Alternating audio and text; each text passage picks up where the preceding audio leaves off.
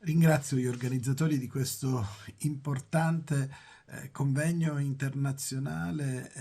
Li ringrazio perché la conferma che arriva per il secondo anno con la nomina di Country Coordinator per l'Italia, di questo momento di riflessione sul futuro della comunicazione, ma anche sul presente della comunicazione, mi permette anche di entrare in contatto con colleghi, con studiosi, con professionisti della comunicazione di tutto il mondo che stanno cercando di studiare questa grande rivoluzione che sta avvenendo anche con l'intelligenza artificiale, il metaverso.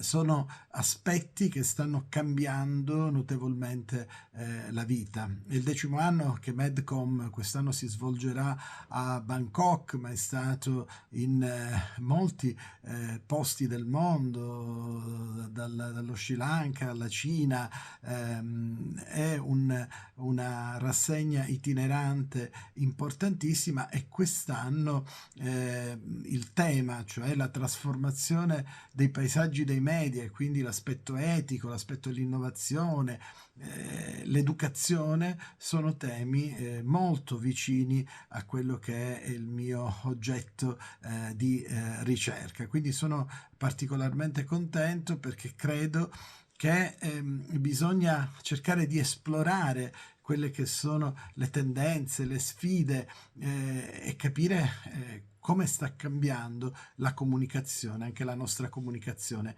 interpersonale.